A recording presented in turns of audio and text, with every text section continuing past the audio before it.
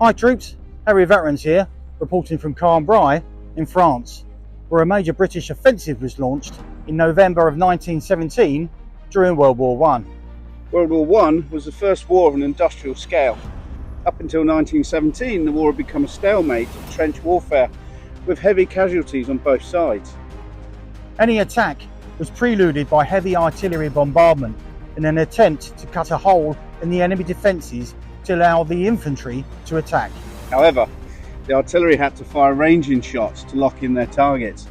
This acted as a warning to the defenders, meaning any element of surprise was lost.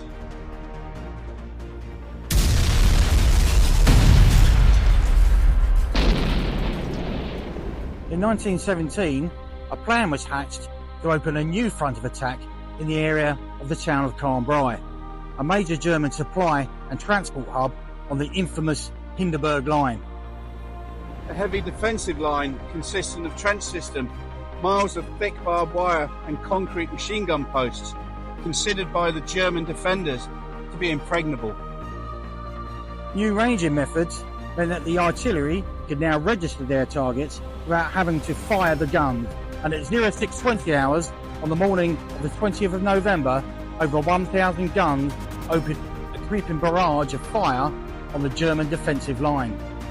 All 9 battalions of the newly formed Tank Corps, consisting of over 400 tanks, crept forward at around 3 miles per hour in the first mass tank attack in history, led by the Tank Corps commander, General Hugh Ellis, in the tank Hilda. Hilda displayed the new Tank Corps colours, symbolising through the mud, through the blood, to the green fields beyond. Although tanks have been used previously, they have been used in smaller numbers with limited success. Some senior officers have started to doubt the effectiveness of this brand new weapon. The tanks led the 6 divisions of infantry, clearing a path through the German defences, crushing the barbed wire and crushing the trench systems using their 6-pounders and machine guns to clear the trenches of enemy. Some 300 aircraft of the Royal Flying Corps flew reconnaissance missions to aid the artillery, as well as carrying out attacks on ground targets. The villages of Graincourt and Ribecourt fell to the British very quickly, the Germans having been taken completely by surprise. The attack on the village of Flesquières, however, saw staunch resistance, with heavy fighting as the tanks of D and E battalions attempted to take the Flesquières Ridge, where we are currently stood. The infantry had fallen back through exhaustion, leaving the tanks exposed. Some 30 tanks were taken out by the German machine gun emplacements and field artillery, thus littering the battlefield, leaving the surviving tanks to bravely pass the wreckages of their comrades in arms to continue the offensive.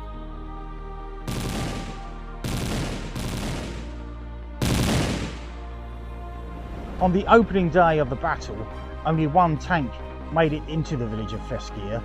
This was D51 from D Battalion, Deborah. Deborah was knocked out by a German artillery field gun, killing 4 of her crew. The tank remained in the village until she was buried and covered over by the end of the war.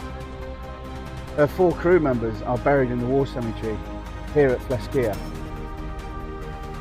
In 1998, Deborah was rediscovered and excavated, and is now displayed in a museum built especially for her as a memorial to the tankmen of Cambrai.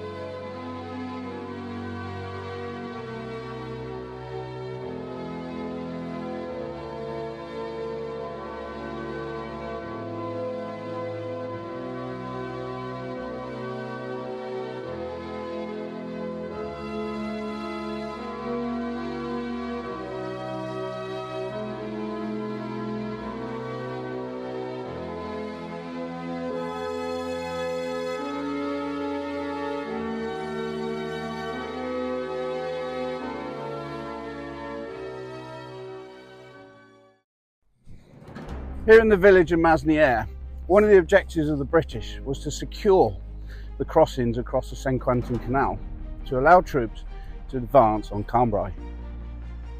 The tanks of F Battalion advanced to the edge of the village, only to find that the bridge had been partly destroyed by the Germans. Undeterred, one tank, Flying Fox 2, attempted to cross the bridge.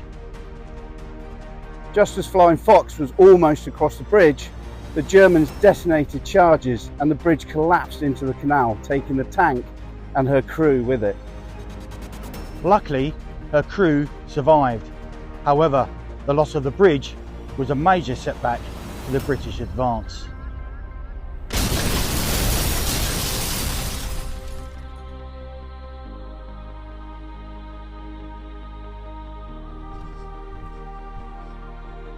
At the end of the first day of the battle, the British had penetrated approximately 5 miles into German-held territory and gained more ground in 3 hours than they had in 3 months at Passchendaele. Such was the success that the church bells in England were ordered to be rung in celebration. Due to a lack of reinforcements and a reluctance to deploy the cavalry to exploit the gaps, the battle momentum stalled. Over the next few days, the British tried to renew the momentum of attack. Some of the heaviest fighting was seen here at Bourlon-Wood. Between the 23rd and 25th of November, fierce battles were fought between the British and German forces, with multiple counterattacks and heavy casualties. Bourlon-Wood, on the high ground, was seen as an important objective for the British.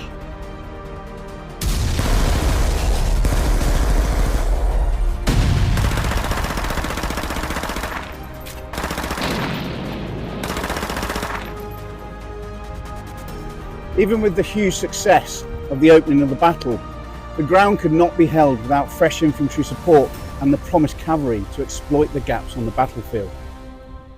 The tank men of Cambrai felt let down, in particular for the failure of the cavalry to deploy and exploit the initial gains, a rivalry that still exists between the Royal Tank Regiment and cavalry units today. At the end of November, with fresh reinforcements and the element of surprise gone, German counterattacks pushed the British back to where they had started in a major reverse of the initial breakthrough. Such was the speed of the counterattack, many infantry units found themselves surrounded, and although thousands of prisoners were taken, many British infantry fought to the last in an effort to delay the German advance. Although not the all-out victory that was hoped for, the Battle of Cambrai was a turning point in the war. The first combined arms battle with the use of artillery, aircraft, infantry, cavalry and tanks working together. A lot was learned of the capability of the new tanks, but also of their limitations and the importance of infantry in support. The following summer, at the Battle of Amiens, over 500 tanks spearheaded a 7-mile advance on the first day, marking the beginning of the end of the war. The German army commander referred to the 8th of August as the Black Day of the German army. In less than 100 days, the war was over.